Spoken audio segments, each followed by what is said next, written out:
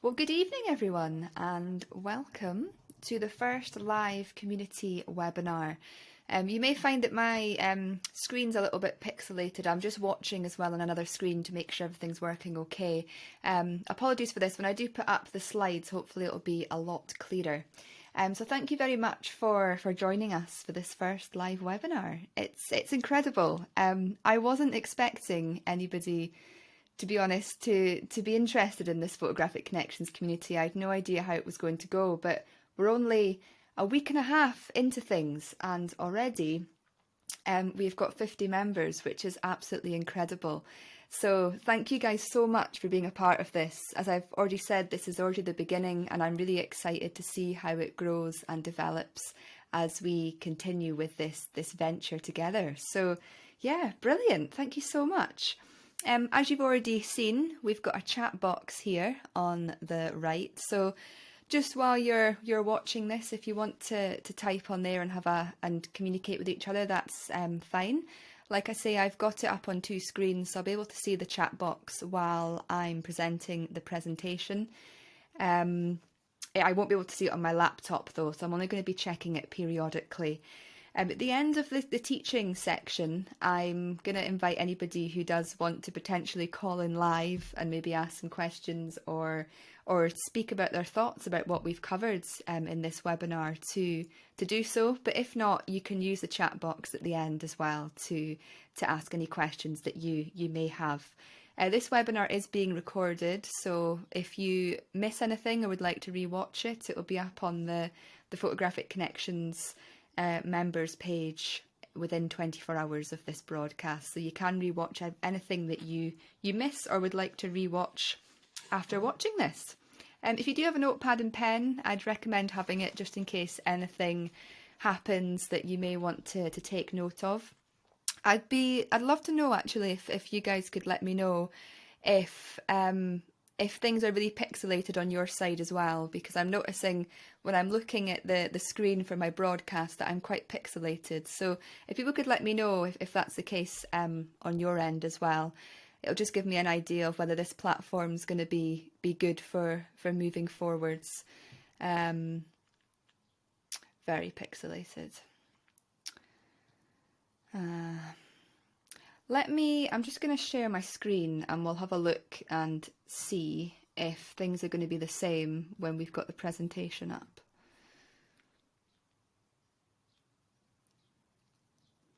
That seems to be much better quality from my end. Can you guys all see that presentation okay? I'm aware that my face is still pixelated, but I'm just wanting to ensure that the presentation itself is okay. Presentation's clear, fantastic, brilliant. I am, however, noticing that it's not going through the slides for some reason.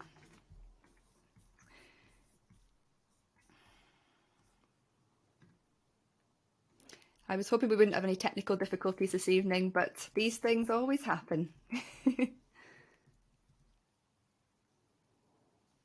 Brilliant. That's very strange. I'm playing it. I'm just unsharing it for a second and I'll reshare it.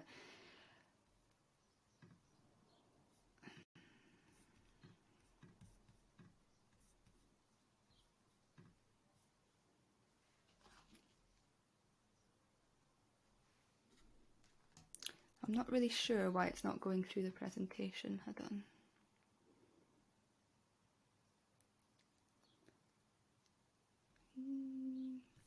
Okay, so it works there, but it doesn't work when I do that.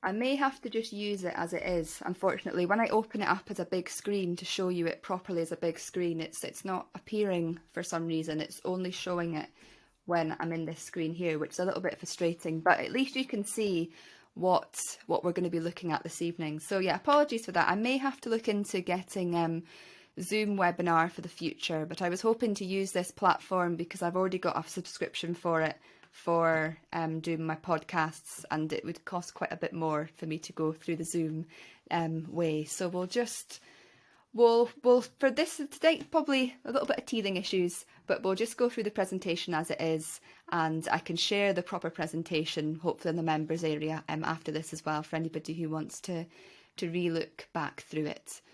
Brilliant. So this evening, as I say, we're looking into an introduction to colour. So the whole point really of Photographic Connections with everything we're going to be doing is it's an idea for us to bring the concepts of photography together with other aspects. So there's so many people out there, of course, that teach photography and that are able to help people progress forwards with the technical aspect of photography. But I realise there's not that much out there that really showcases the kind of well-being benefits of photography, the things it can do for us in other ways, bringing people together through connection. And so I'm just looking at what Gary's saying. Can you change the view option in the presentation? 2 seconds. Be great if I could get it on full screen. So let's see if we can do something with this. Again, apologies for the technical difficulties this evening. Let's see if this will work. No.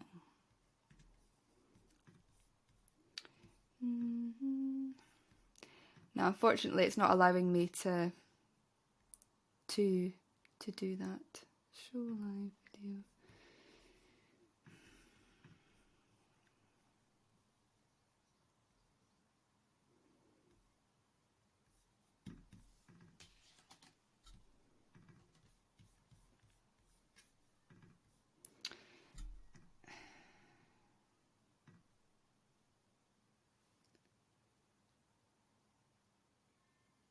Here we go, I've got that bit out the way. Let's see if I can get the other side out the way. Oh.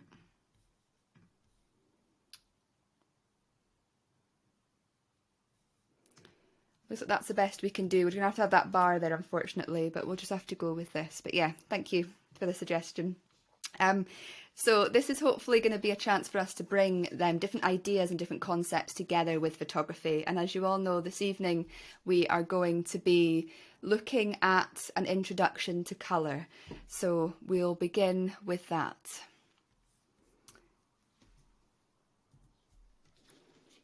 Oh, I'm sorry you can't see me, May. Everybody else seems to, unfortunately. I'm not really sure how we can resolve that. Sorry, okay. And the subjects we'll be exploring this evening we're going to start with an introduction to colour. So we're going to look at the importance of colour and how colour can have an impact on our lives. And really looking into basically where colour first came into being and looking at the impact, like I said, that it has on our everyday lives to give us an idea really of how important colour is within the world. And then we're going to look at the main colour types. So we're going to look at what each colour means and represents, why people are drawn to different colours. And it's been really interesting actually, because the vast majority of you seem to be really drawn to blue and purple. And then we're going to help you to hopefully understand yourself a little bit better through colour as well. And then we'll get on to the photography aspect of this evening's webinar, where we're going to be looking at the colour to use it in imagery. So what emotions that the colour portrays, when we use each colour and what this can do for our images. And we're going to look at a number of image examples as well. I'm going to showcase some of my images, but I've also got a number of images from other photographers as well with their name and everything on it, with fantastic examples of how using colour can create different feelings and emotions within images to really make you think a little bit more about using colour in your images moving forwards, but also to really help you with this month's challenge. As I say, at the end, we'll have some sharing time where we can ask questions, where people can come on and give any feedback or any ideas as well. And yeah, just see what comes up really, because I think there'll be certain aspects of what we're doing this evening that will hopefully really help people to delve a little bit deeper into themselves and really see the impact that colour can play within our lives. So, colour and life are inseparable. Literally, from the moment we are born, colour surrounds us, and it's a really important aspect of our lives. And I guess many of us kind of don't always realise this. You know, we get up in the morning and we do our stuff, and we forget that we are always surrounded by colour. And there's been a lot of scientific studies done that show that different colours represent different things, and when we surround ourselves with certain colours, it makes us feel a certain way. So I think I didn't really think about it really about how much of an impact colour has on our lives, and the fact that at every given moment we are usually seeing a number of different colours, and it's really going to be interesting actually when we delve deeper into each individual colour and see what they all represent. So colour comes from light, and of course without light there is no life. And photography, as I'm sure many of you will be aware, it's kind of an anagram in some ways for painting with light. So when we're out with our cameras, we are literally using the light around us, which is what creates this colour, to create our images. So really without colour, photography wouldn't really exist. And of course we've got black and white within that as well, but it's really the colour and the vibrancy that really makes our life and makes the world around us and gives us all these incredible photographic opportunities. And colour really can influence everything, and as I said, there's been a lot of studies into this. Depending on what colour you surround yourself with, it can affect your moods, your emotions, the environment around you, even your personality in many ways. And fascinating, what I kind of learned delving into this is the impact that colour can have on our physical well-being, and I'll be showcasing a little bit more about that in a minute. And of course we use the colours a lot in language as well. We speak of people having the blues when they're feeling down, seeing red when they're angry, golden opportunities when really exciting opportunities come around. And if somebody's not looking particularly well, we say they're looking off colour.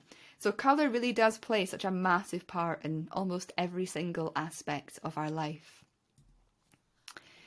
So before modern medicine came along, I find this absolutely fascinating. Colour was actually used very widely in healing, and I've always wondered about this. You know, what did people do in the past before medications and surgery and everything came along?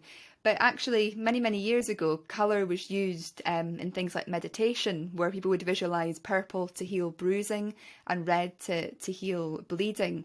And there was also periods of time where people would use different coloured plasters and bandages for wounds as well.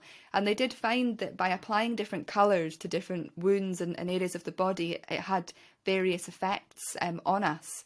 And into the 20th century, there's often coloured lights are used in some therapies as well, which have had tremendous results, both mentally, emotionally, and on the physical body. And for those of you who maybe do things like yoga or are into alternative therapies, you will have, I'm sure, heard of the chakras as well, which are these basically energy discs within your body, and they all represent different things. They've got different colours, as you can see there on the right. And there's this belief that these colours and these energies within your body, if they're off, you can often heal different areas and different emotions and even physical symptoms with the use of different colour.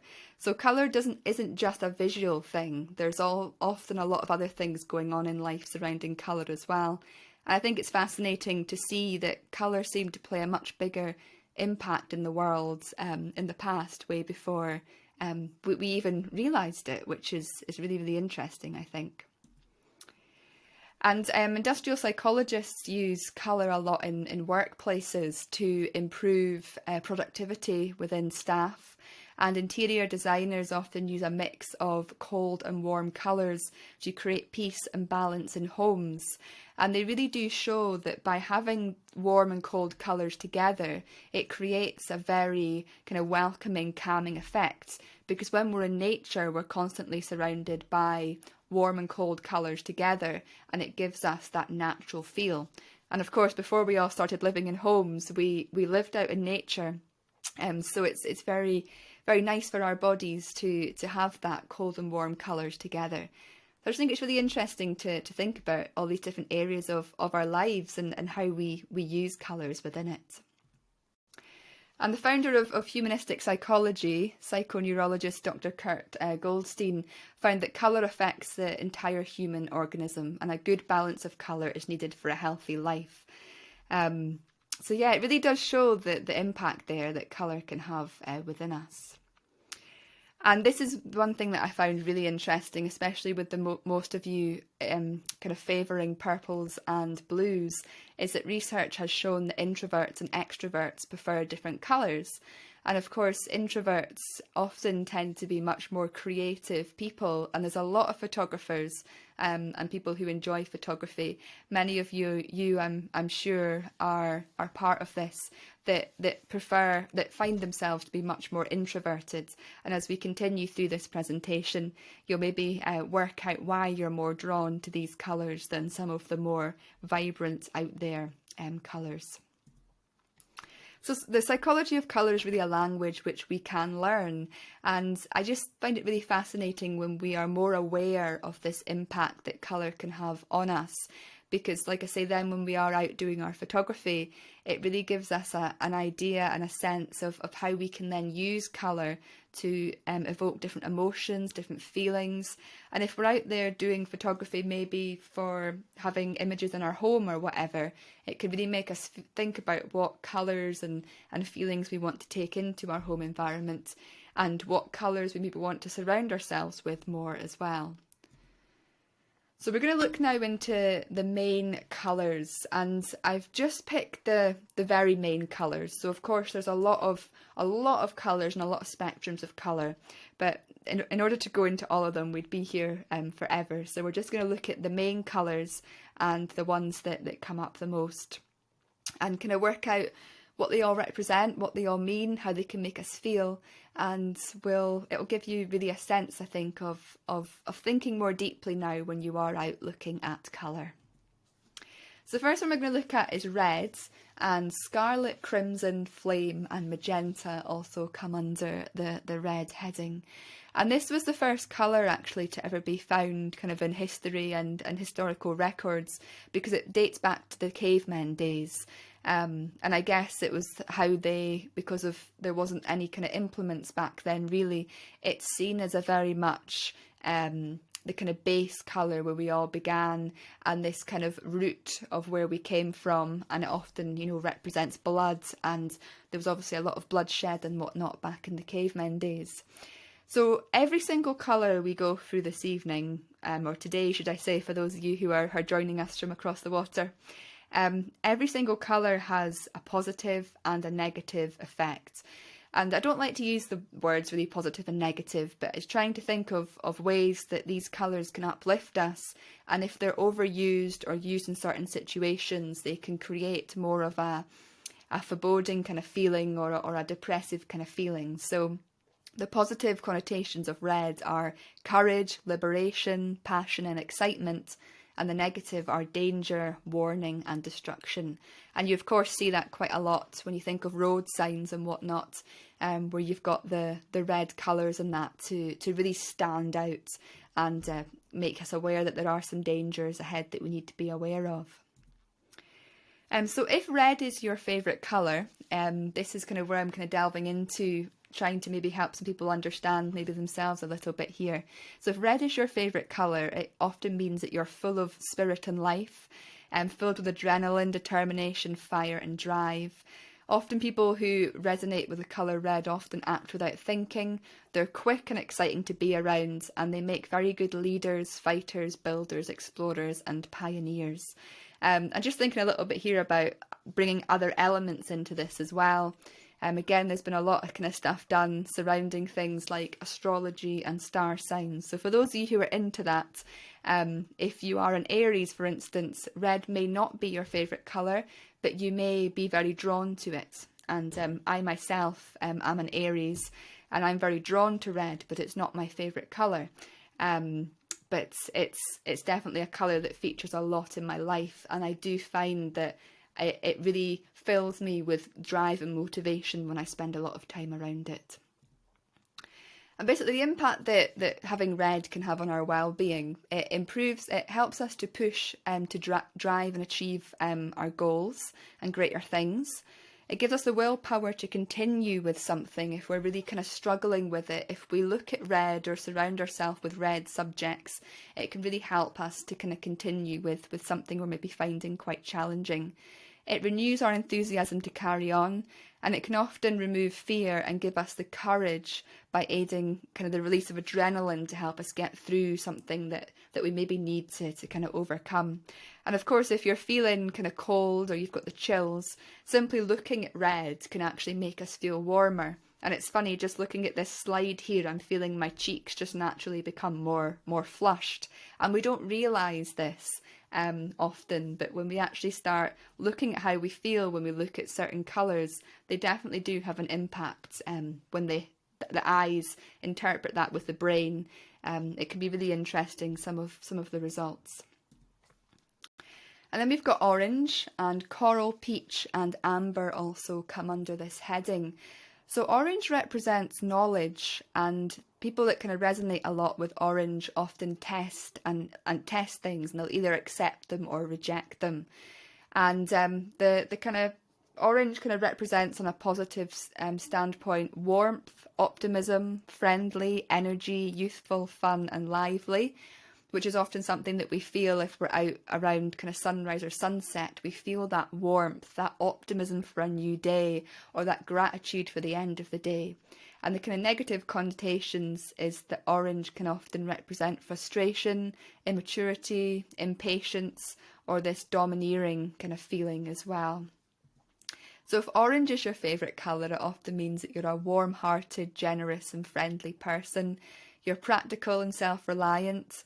You're the life and soul of the party. You're up for an adventure, social and enjoy group interactions. And often people who resonate with orange make good cooks or even sportsmen. And the star sign that relates to this is Leo, which is also comes under gold. And gold is seen to be another shade of orange.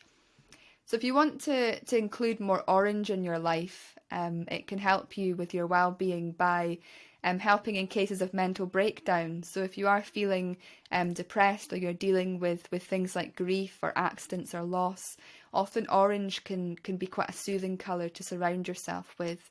It can often give us the strength to overcome blocks from past hurts.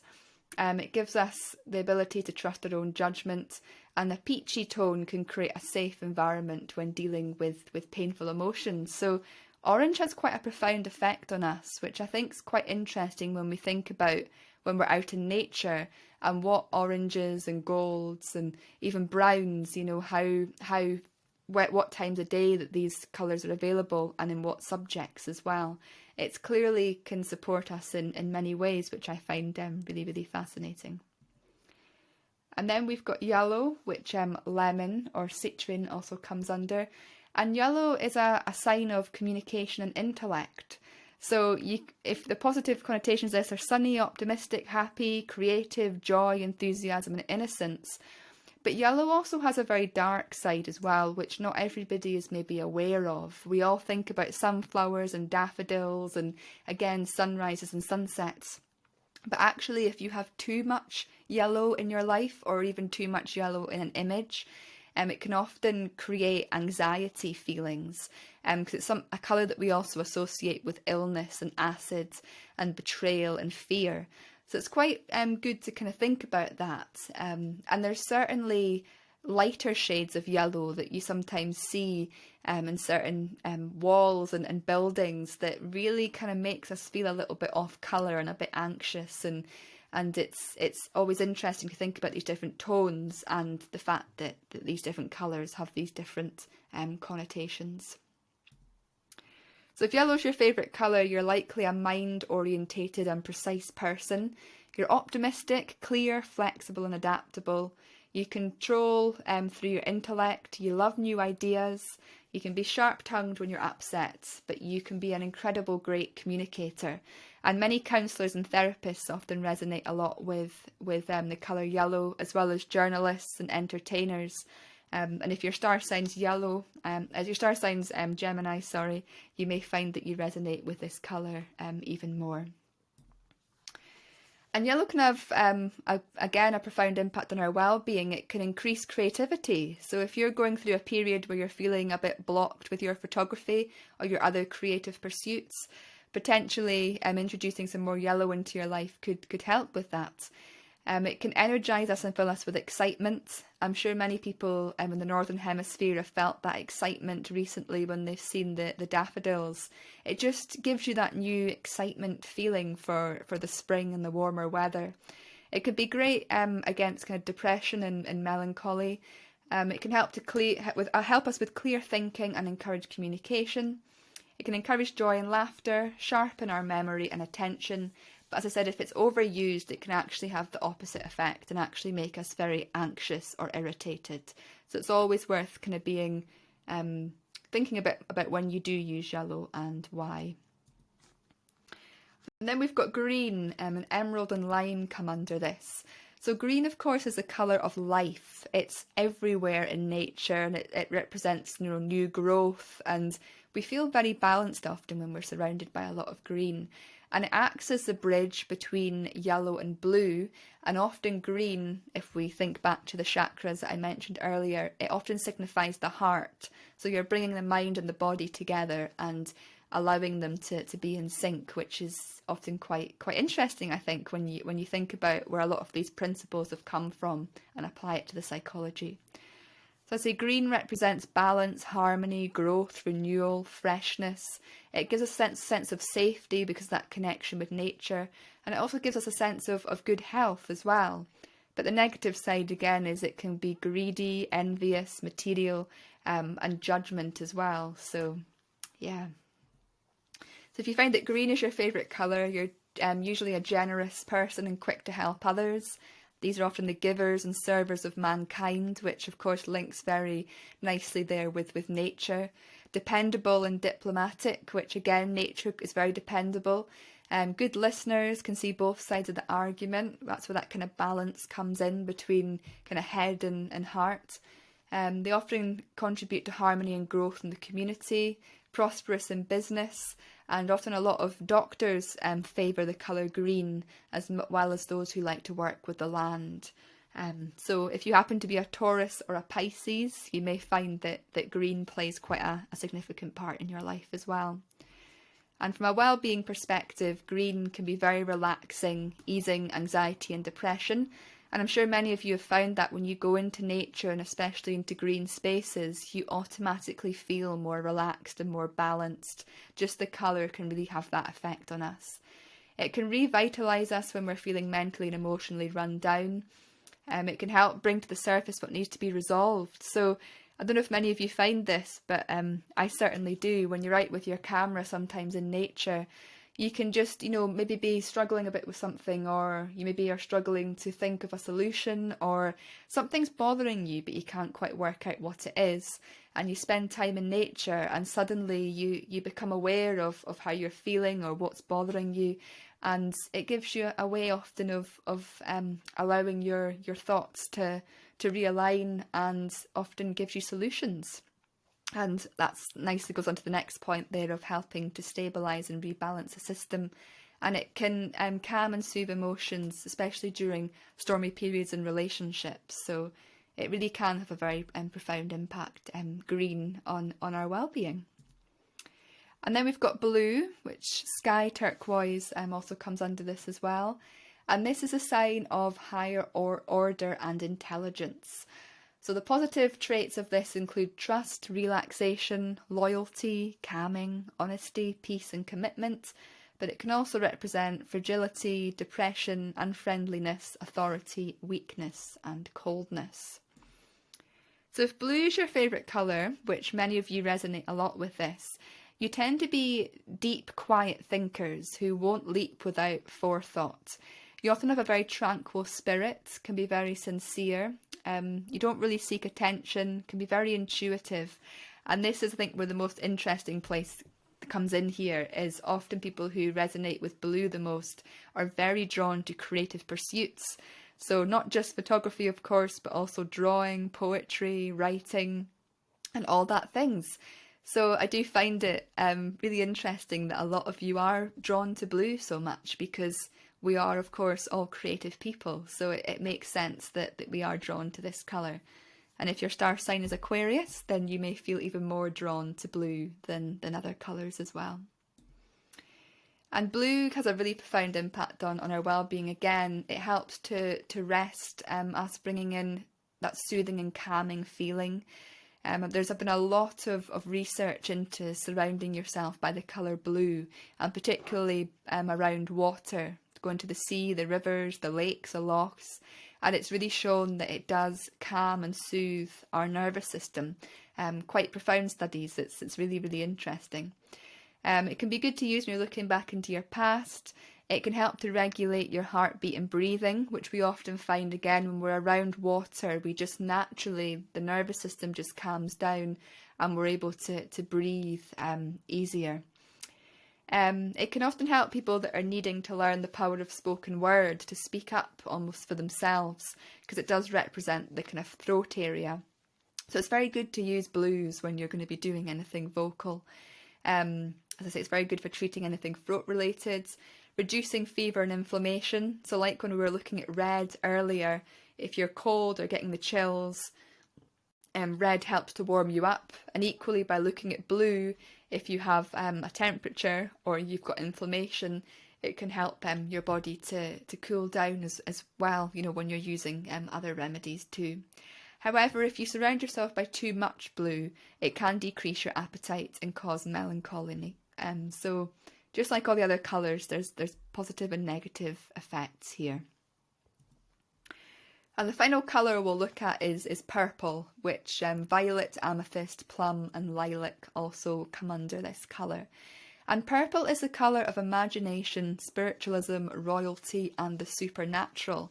So again, I find it quite interesting that many of us are drawn to purple too, because with it coming from the imagination, you know, when we're out connecting with our creativity, often the imagination plays quite a big role in this. So purple can be a very uplifting, encouraging, enlightening colour that brings wisdom, creativity and compassion. It can also symbolise emotions, arrogance, immaturity, overvigilance and extravagance. And the extravagance, of course, can link well there to the royalty aspect of the colour. So if purple's your favourite colour, chances are you're a humanitarian who is wise and humble. You often combine gentleness with power. You can be very intuitive and even feel like you've got a sixth sense. You don't usually mix particularly well in public, so purple is a very introverted colour. However, when you are out in public, people can find you very charming and compassionate. Most people who resonate with purple like to be self-employed, and they make great teachers, writers, poets and musicians. So again, you can really see how purple, along with blue, links very much into the creative field. So yeah, it's no wonder that the vast majority of us find these colours to be our favourites in the creative world.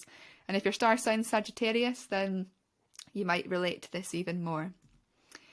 And purple can again have a profound impact on our well-being. It can bring out leadership qualities, bring relief to mental illness and emotional disorder, help to inspire reflection and self-awareness, help us to access higher levels of consciousness.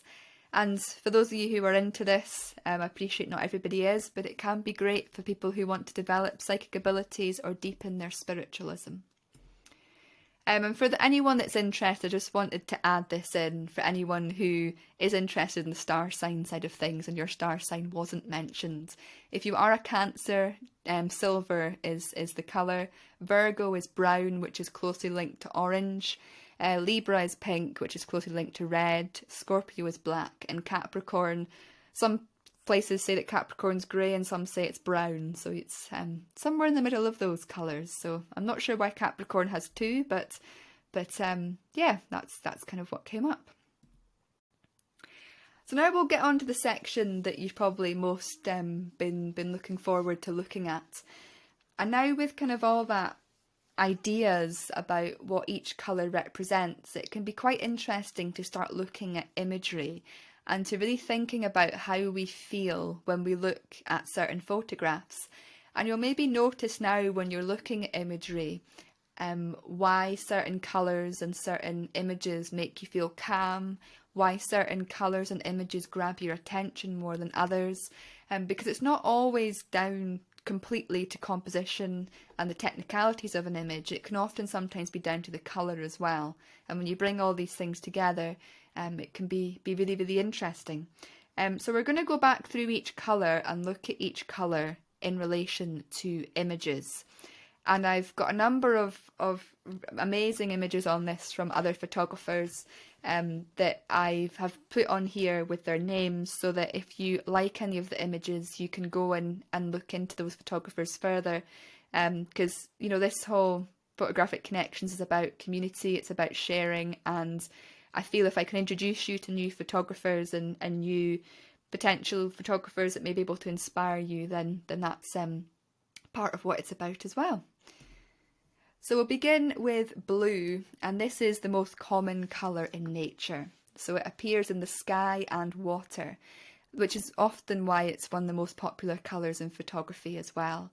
And artists say that being around blue often makes them feel more creative. And you do find this often when people are writing books, for instance. They'll go off and they'll stay beside the sea or by a river or something for a number of weeks while they're writing. So blue definitely has a very creative aspect and kind of connotations for us. And this image here is by a photographer called Sharon Wilson. I'd highly recommend checking her out on Instagram and stuff. She's got some beautiful images. And you can just see here it's a good representation of how much blue we have on Earth, both in the sky and, of course, in the water. It's forever surrounding us. And while many photographers don't like to head out on sunny days, there is amazing opportunities often in some of these situations. And these are some lovely images by a photographer called Sean Kerr. I believe he's Scottish. I've followed him for quite a few years now. And these are beautiful daytime photographs taken on the west coast of Scotland and the Western Isles. And you can just see here when you look at these images, you just feel really calm, really relaxed. And they both have different tones of blue in them, you know, with the left image being a much kind of subtler, lighter blue, and the one on the right having that darker blue within it. And when you look at both of these images, you feel a little bit different. So I feel it's quite a good comparison here. I know I certainly feel a bit more relaxed and soothed looking at the one on the left, and the one on the right, there's a little bit more drama to it, which creates more mood. So it really is a good contrast there as we go through more blue examples to show how different shades of blue will create a different feeling within your image. So often when blue is combined with things like rain or with an isolated subject, it can create feelings of loneliness and sadness. So looking at the kind of darker side of the colour here. And this is a very well-known image by a seascape photographer called Rachel Talabart. If you like seascape imagery and you've never heard of Rachel, I'd highly recommend checking her work out. She's very well known in the seascape world. But this here you can see with the use of mist here on a morning, you've got these beautiful, I'm guessing it's wooden structures within a loch or something here, or the sea. And the misty effect here, it gives you that real sense of loneliness and isolation. And the use of negative space in this image combined with the blue here really gives you that sense. And the colour definitely plays a very big role in that. And then you've got more intense blues that are often found around nighttime, and they're used a lot in nighttime photography. And these more intense blues are great for creating moodiness or drama. And this is a beautiful image here of the famous Durdle Door and the Milky Way by an astrophotographer called Callum White. Again, I'd highly recommend looking into him if you're interested in astrophotography. He's got some very, very inspiring images. And this is another example here by an astrophotographer called Andrew Allen, who you may have seen on one or two of my videos in the past. He's a Scottish astrophotographer. And you can just see here how the darker blue here in the sky for astro just creates a more kind of moody and atmospheric feel within the image. And then like blue can also create more atmospheric images as well, especially when it's within the sky. And you can increase this when you're editing your images. So like I'll show you in a second. But you can see here, this is an image of the famous Bofaro Rock that I took a few months ago. And when I photographed this image, it was taken towards the end of blue hour. So there was a blue tone in the scene. But what I did in post-processing was I brought out the blue in the sky a little bit further by using by isolating the sky and only affecting that part of the image, which created a much more moody and atmospheric shot combined with the crashing wave here. And this is just an example here. This isn't something I do all that often, but this was an image that I took last year, and you can see the one on the left is the sky's not really been edited at all, and the one on the right, again, I've used the kind of sky gradient tool on Lightroom to just adjust the colours. And you can see by doing that how adding the blue to the sky has just made for a much more atmospheric image. So not everybody wants to play around with editing and do this kind of things.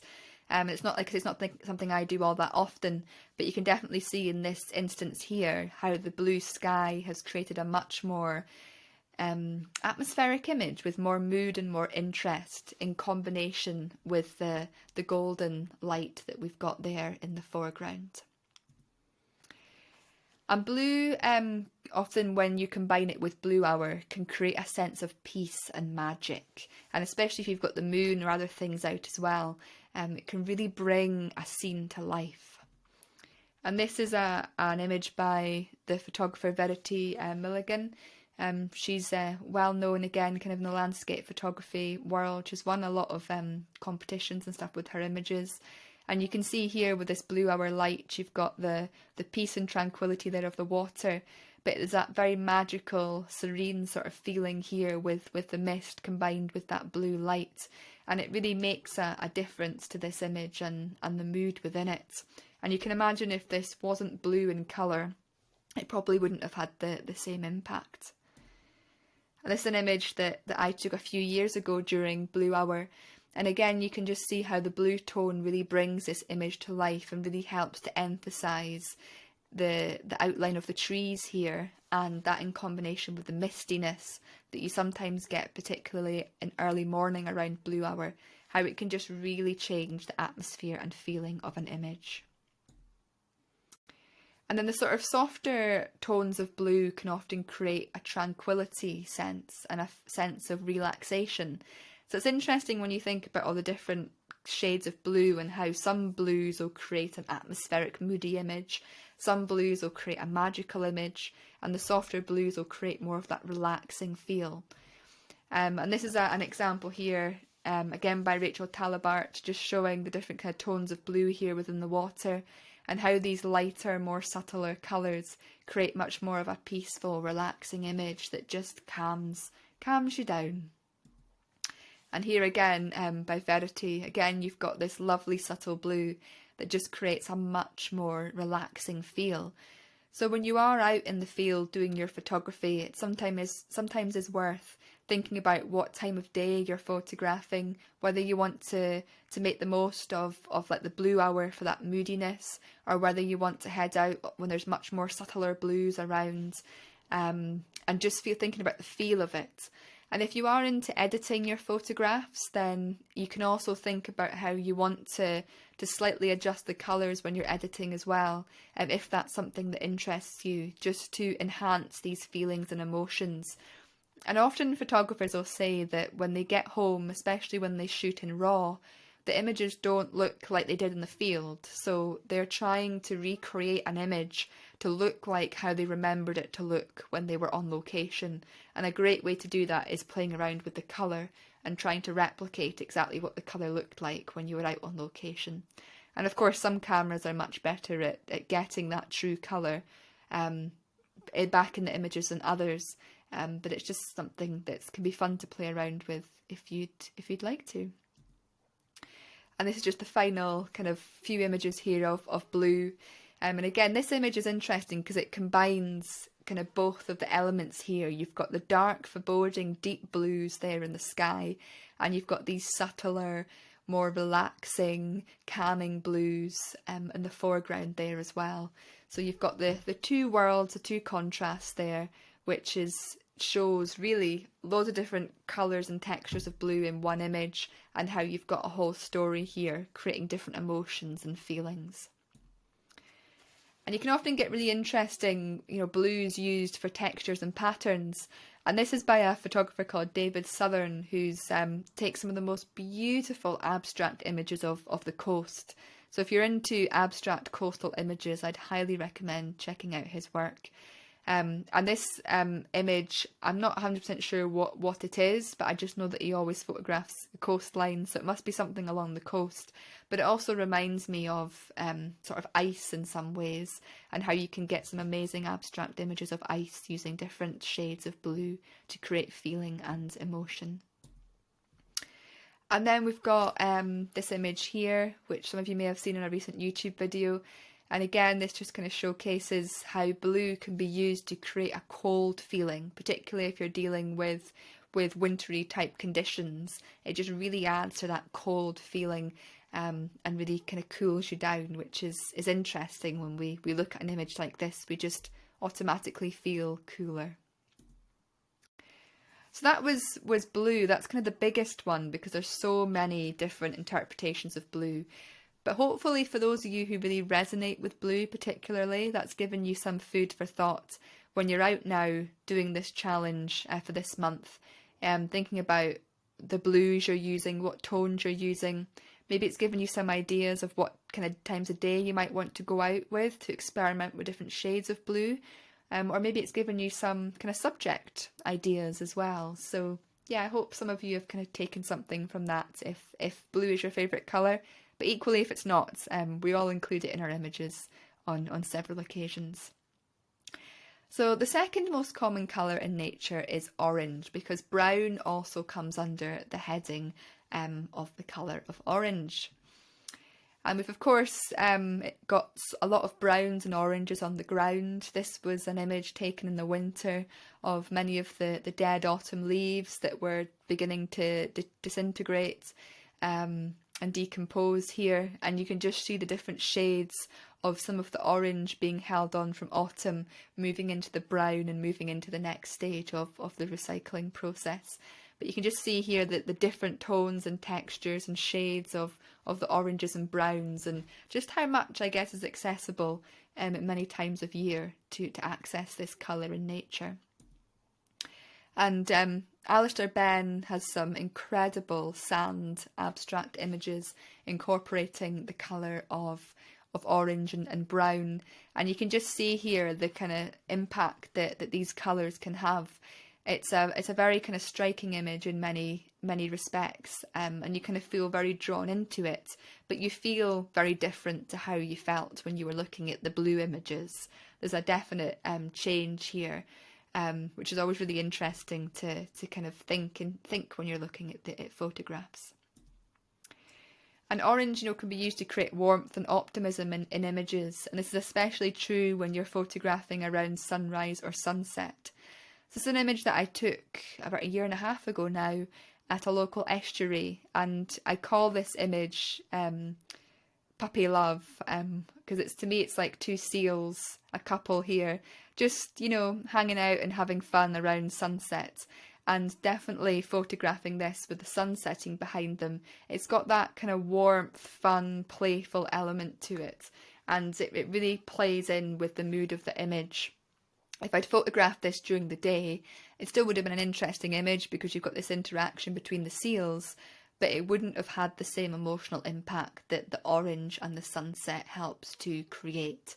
So if you're not somebody that already goes out around sunset and sunrise, it's definitely worth doing if you can, because it can just completely transform your images. And this is another example here of how the orange colour can really enhance a scene. It gets rid of the kind of dullness, it brings in that vibrancy, and when you look at an image like this, you naturally feel warmer. You're looking at this fiery sky, and you just feel really warm when you're looking at an image like this. And you don't just have to photograph the actual sunrise or sunset to get this. You often get the gorgeous golden lights that surround these times of day as well. So if you photograph in the opposite direction, you can often get things illuminated. And this is just a grey castle on a cliff's edge. Usually doesn't have much interest going for it. Well, it does, it's an interesting place, but usually you're photographing a grey building. And here you've got that gorgeous morning golden glow on it, and it just brings it to life. And it gives it that sense of fun, of like you're on an adventure, you've found this amazing subject, and it just really illuminates it here. And I'll speak, once we get to the end of the colour, about combining colours, but you can really see here how orange and blue go really well together. And it's mostly because they are, you know, the most common colours in nature, so they do go incredibly well together. Along with greens in some cases, because they're colours that we're very familiar with and are surrounded with by a lot. And orange is also great for drawing attention and creating eye-catching images. And as we all know, photographers absolutely love autumn. And this is an image here taken by a photographer called Andrea Seal. And you can just see the gorgeous ferns here, and just how you kind of feel kind of drawn into this image because of the vibrancy of the colours. Another image here by Verity as well, and it just really showcases, I think, the impact that autumn can have, and you know, orange in particular, in creating an image that's kind of got impact and really draws in your attention. So definitely a good colour to use in many cases. Oh, I forgot to change this image, but it's also good for creating a sense of adventure. I spent quite a bit of time yesterday trying to find an image of a photographer out in the open wearing an orange jacket. I'm sure you've seen that so many times, photographers taking photographs of themselves in a scene with orange jackets on. And often, you know, you can really stand out in a scene when you do wear an orange jacket. But if you do want to create a more adventurous image, definitely using the colour orange can do that. And this image here I took a few years ago now, and it's of a sunset right at the tip of Scotland, and you can see my partner here silhouetted on the cliff's edge.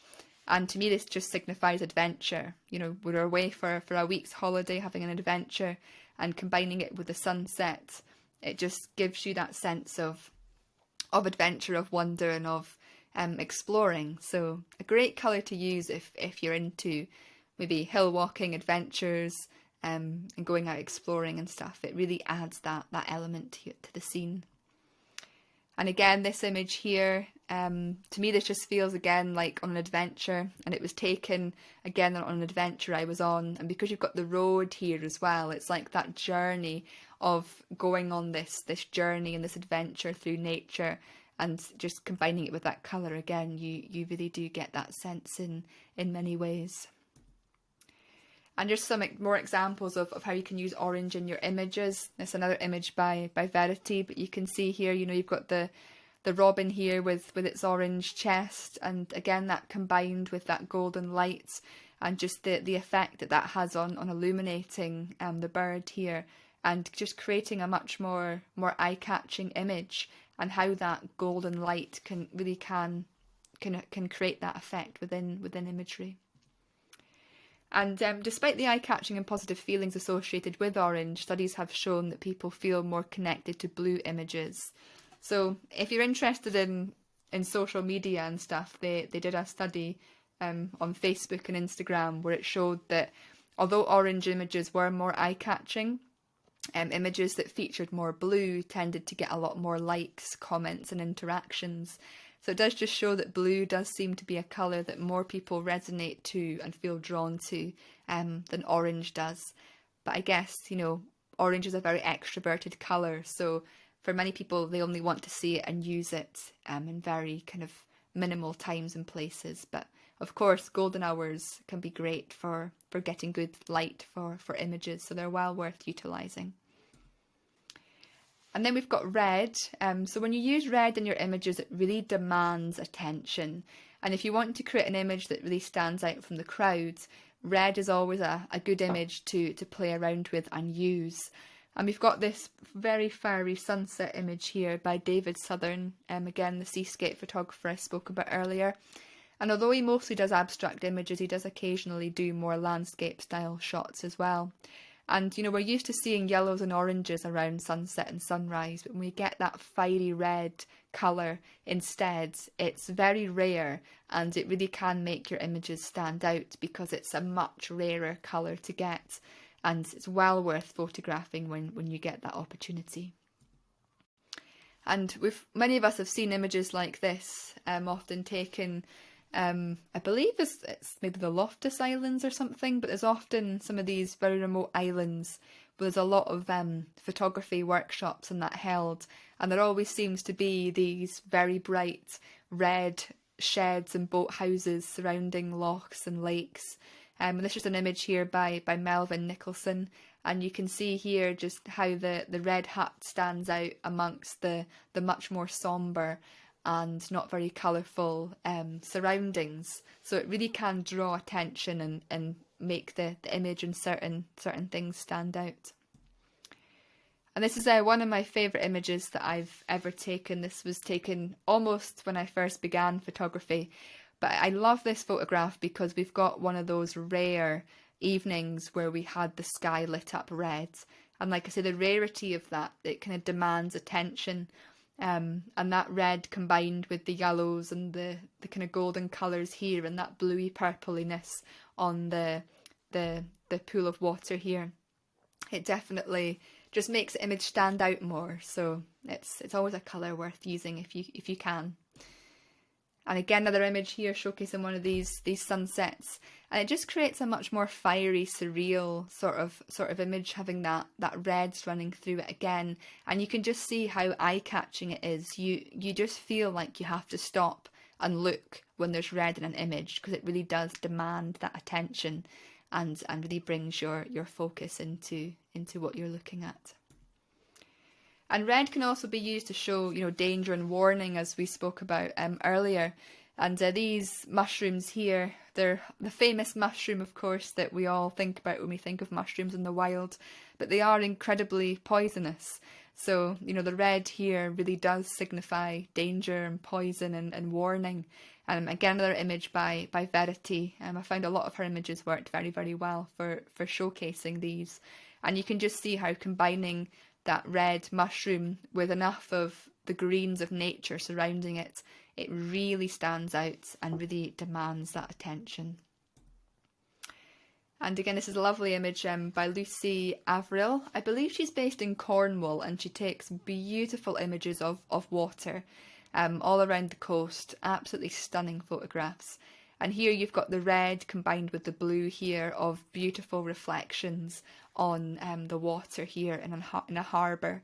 And again, just completely demands attention. You can't not look at this image because the red is just so vibrant and really does draw in your attention. And ladybirds, they can be really fun to photograph when you've got sunny weather, and when you're combining it again with the colour of nature, they just stand out. And when you're out with your camera out in nature and you see a ladybird, you can't help but not look at it, because it stands out amongst everything. Despite how small they are, you can't help but see them and notice them. And it really does, again, showcase the power that red can have in many, many cases. And of course, red also creates a sense of passion and excitement. And photographing red flowers can be a great way to create this feeling of passion and excitement. So this is a macro image I took a number of years ago now, and you can see the red combined with the yellowy orange here. Again, you just kind of want to look at this image. It demands your attention. And we've got a beautiful image here by Lucy again. Again, the poppy fields, they'll be coming out soon, I think, in many places. And again, just having that little pocket of red in an image surrounded by other things. Again, that whatever that subject is, it's red. It's just demanding your attention. And here, the beautiful colours in autumn. You can get some gorgeous colours of the leaves, or red flowers at other times of year as well.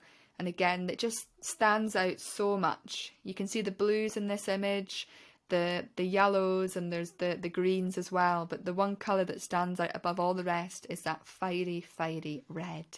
So definitely a colour worth using if you want to stand out. And of course it's used to create heat and that fiery feel as well. And I put this image in here because I want to kind of portray many different genres of photography to really instill creative ideas for you. And this is taken by Andrea Seal again. And this is an ICM shot in the woodland. And I believe it would have been taken around sunset or sunrise with golden light casting on the trees. But it creates a very fiery feel. And I just thought it was a creative way of creating an image that looks very fiery and warm by using a creative photographic technique. And then we go on to yellow. So as we said earlier, this creates a sense of happiness and joy. And of course, yellow flowers such as sunflowers and daffodils make great positive images. And people often react very well to these as well. And bees here, as you can see, this is a macro image I took, I think it was last year, of a bee on a yellow flower. And you can just kind of see the kind of happiness kind of feeling here that's really depicted within the image. And this is a portrait image taken by a lady called Aga Swiggin. She is a maternity photographer, and you can see here she's brought her subject into a field of daffodils, and she's also got her to wear the yellows and oranges here, and she has of course added a filter to this as well to further enhance the orangey yellow feel. But you can just see how you don't just have to use flowers and stuff within landscape nature images. If you are people that do enjoy photographing portraits or even pets, you know, if you're you can combine them with these things as well. And yeah, getting wildlife and things going through daffodils and around things as well, it can really enhance the playful, fun, happy feel of it. And I think this image particularly is quite emotionally provoking in some way, because it's like spring is that birth, new joy, new life brought about by the daffodils in the time of year, and the pregnancy is sparking new joy, new life into the world, and that happiness of creating a child. And it's just an image here of a daffodil. Again, just kind of showcasing how the yellow really creates a kind of cheery feel. But here we've got it taking up a much smaller aspect of the image, so it's not so much in your face, and it's not the same vibrancy either, so a much more subtle use of yellow. And as we mentioned earlier, sometimes too much yellow can make us feel quite anxious. So actually just having pockets of colour like this can be great in imagery, as we saw a minute ago with the colour red as well. And yellow can obviously create that sunny, warm feeling in images, and that golden light around sunrise or sunset definitely creates that. So this is one of the images that featured in my latest YouTube video, and it just showcases that kind of capturing the moment, that warmth here combined with the waves.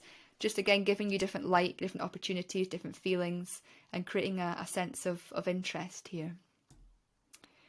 And again, using the golden light. So sometimes you do find that you don't always get really golden light around golden hour, but sometimes you can get much subtler light, which is more of a yellowy colour. So it can be well worth photographing this as well, and particularly when you have that colour against things like grasses, and more lighter coloured grasses like wild grass. It really enhances the yellow colour, as you can see in this image here.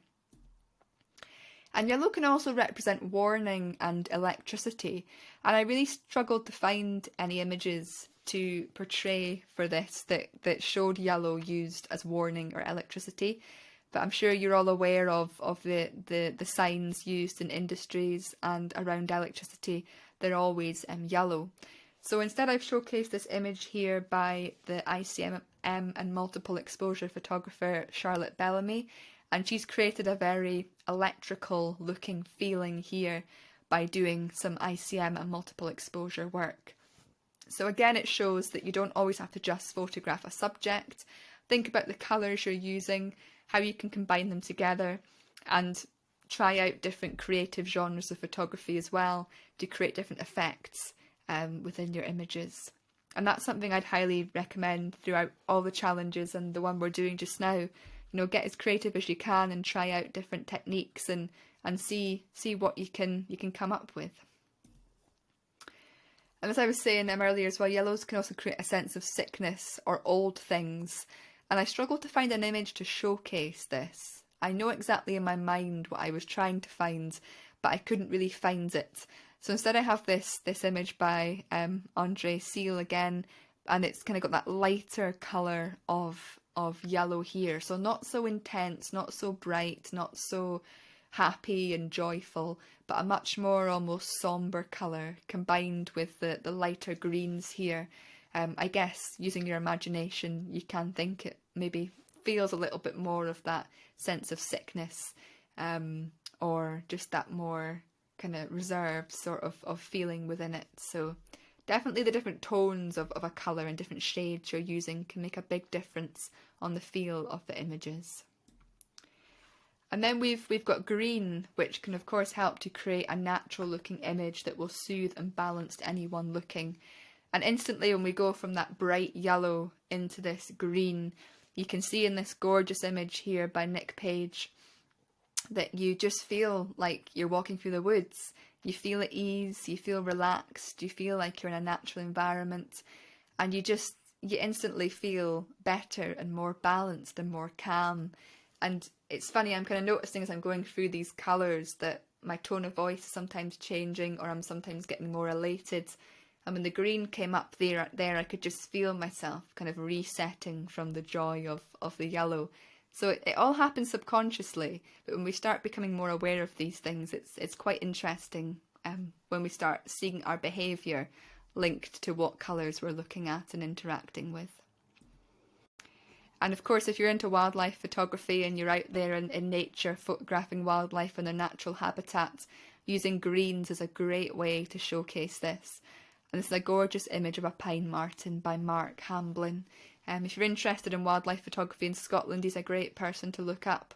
I don't know if he still does, but he used to work alongside a conservation group called The Big Picture, where they'd go around Scotland photographing nature and creating images to showcase conservation projects. And I believe this image was part of that.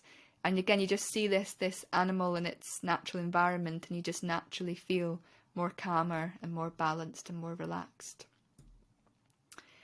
And then we've got this image by Jeremy Flint, and again it's just showing the natural elements here. I believe this image was taken in China, and I just wanted to kind of showcase an image taken from a different country. I believe it's in like the tea fields or something, this image. But again, it just showcases the beauty of green and that kind of calming effect and the different tones here as well, which is really, really nice. And if you really want to enhance green, I'd highly recommend going out just after a rain shower. And when you go out just after a rain shower, there's so much more contrast, so much more vibrancy, and the green just pops so much more, especially when you're photographing foliage, leaves, when you're in the woodland or when you're around grass. There's nothing better than being around these beautiful, lush green growths and in nature just after the rain. It can massively enhance the colour.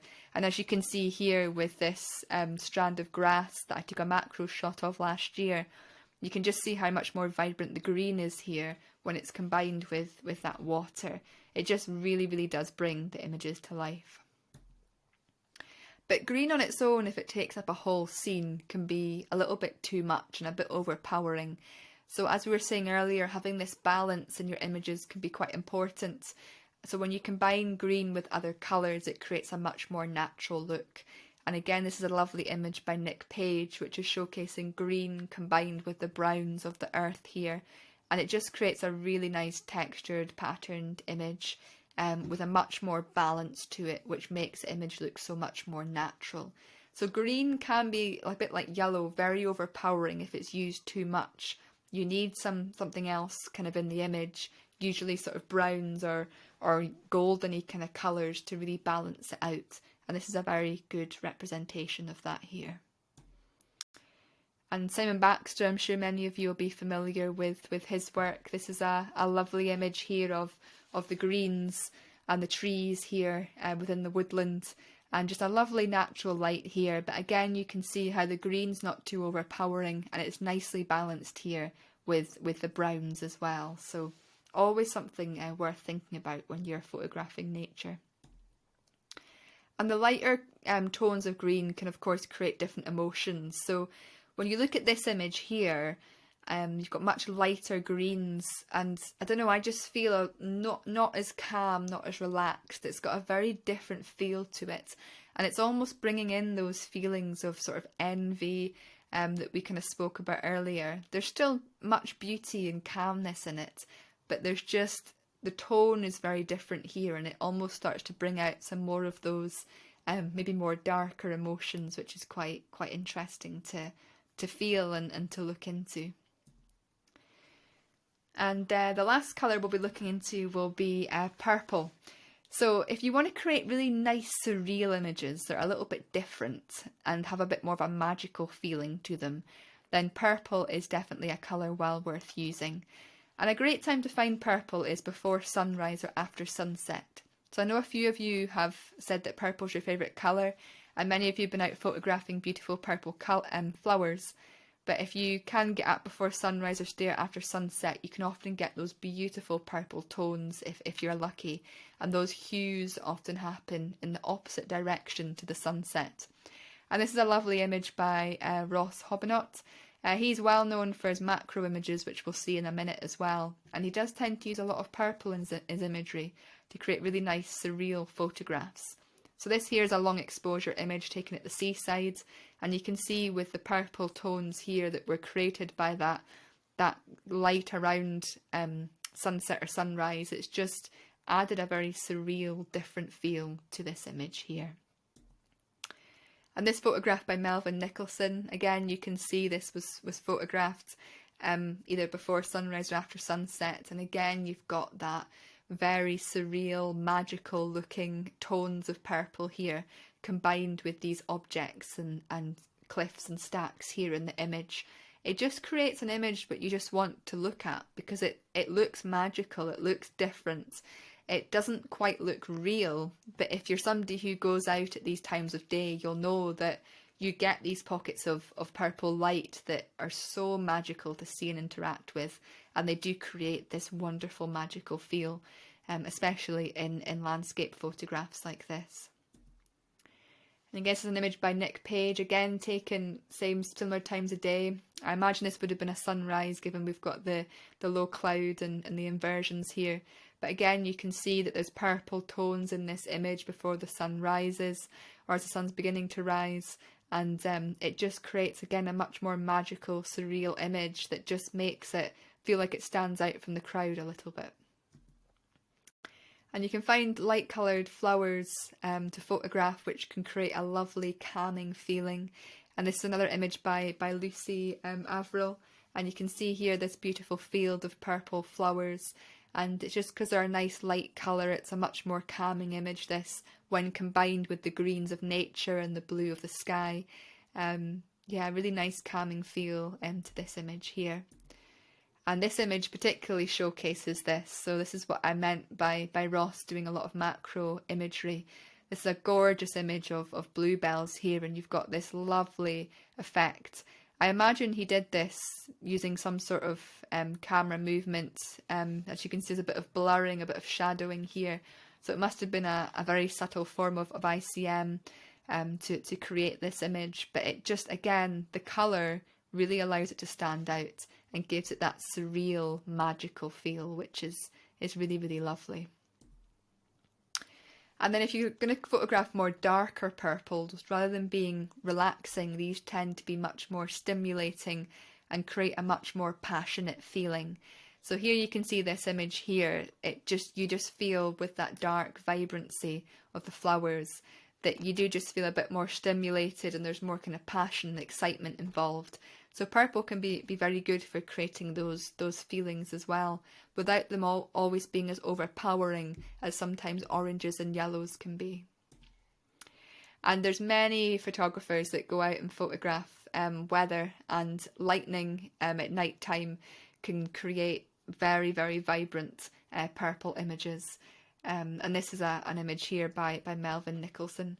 Not something I personally would ever be able to do. I hate lightning, and I wouldn't recommend it. But there is some amazing images that you can see out there of lightning photographed that creates this gorgeous purple feeling as the forks are flying through the sky. And again, it's giving you that sense of that kind of feeling of magic, of a world we're maybe not aware of, that surreal feel, something that we don't see all that often. It's just these sort of images that just really, really stand out. And purple definitely plays a role in helping them to stand out. So as I mentioned earlier, combining colours is really important. So when you're using colours together, it can often create more impact than having a single colour on its own. And a great way to learn this, I'm sure you've all heard of the colour wheel, but when you learn which colours complement each other, it can be quite beneficial for your photography. So you can see here how blue is, you go with the colour opposite it. So blue is opposite to orange, and they complement each other very well in imagery. So it can be quite nice to, like I say, look at this and learn this and kind of work out the different shades and what colours may or may not look particularly pleasing together, or which colours stand out against each other. That's often what it's representing. So like if you had some purple flowers against a kind of very yellowy background, or vice versa, yellow flowers during that kind of purple time of day, you'll just notice the colours stand out a lot more than maybe if you were combining it with other colours within the wheel. So yeah, a little bit to kind of look into there if you don't already know about the colour wheel. It may help you when deciding what colours to use in your images. As I was saying, orange and blue go very, very nicely together, and that's often why people tend to use to photograph things like artificial light, street lights, do street photography around blue hour, because you've still got that gorgeous blue in the sky to give it some colour, some effect, but it complements really nicely against the orange colours, and it just allows the lights and the buildings and the scenery to really stand out against the scene.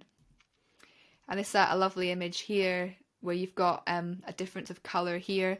So you've not got purple in this image, which is the opposite to yellow, but it's showcasing how combining yellow with another colour, so here you've got blue and you've got green, just creates a really striking image with different combinations of colours and seeing kind of how they play out with each other. So this is an image by Mads Peter Iversen. Again, I'm sure many of you are aware of his work.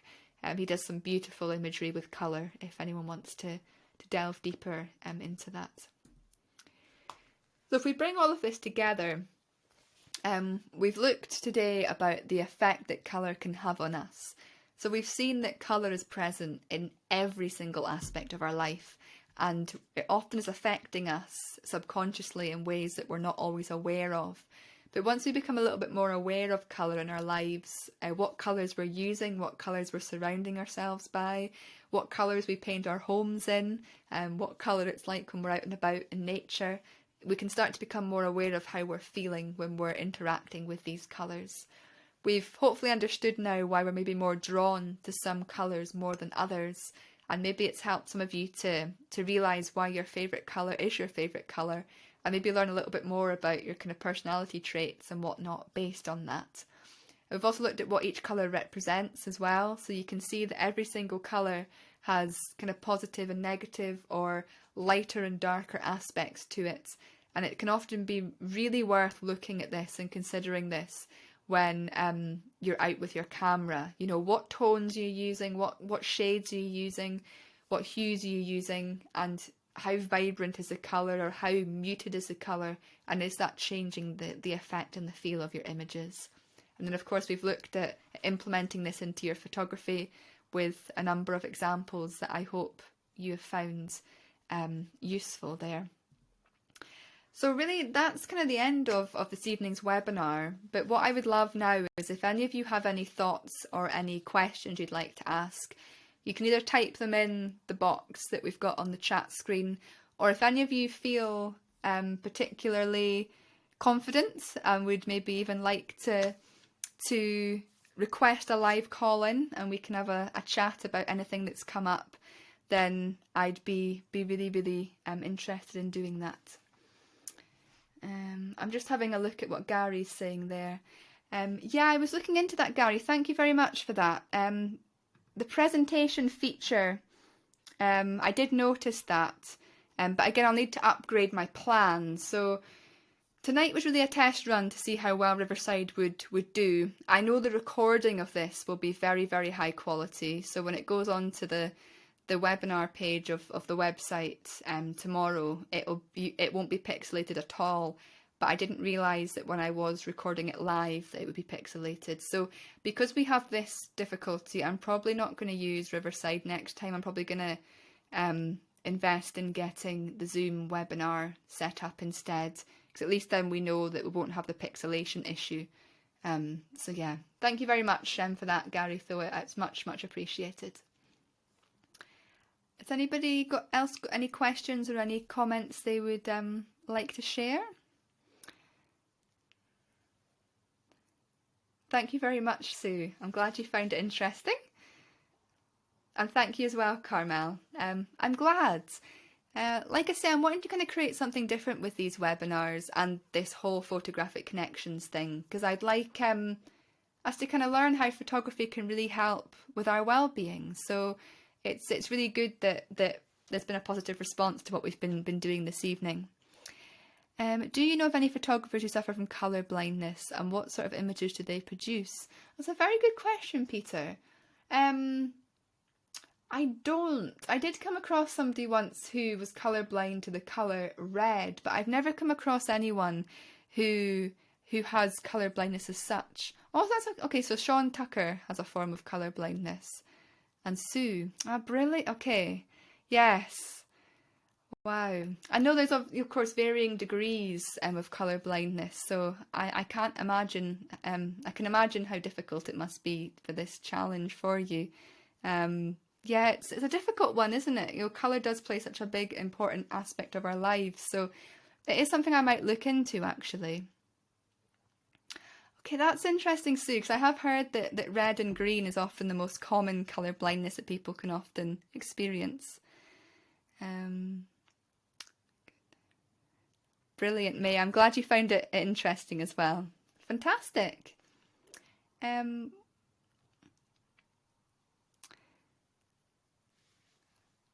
Brilliant. Thank you, everyone, for having a look. Thank you very much for having a look and for getting these questions to me. That's brilliant. And for interacting this evening. I think we'll probably tie it up there if nobody wants to kind of phone in and have a little chat on here.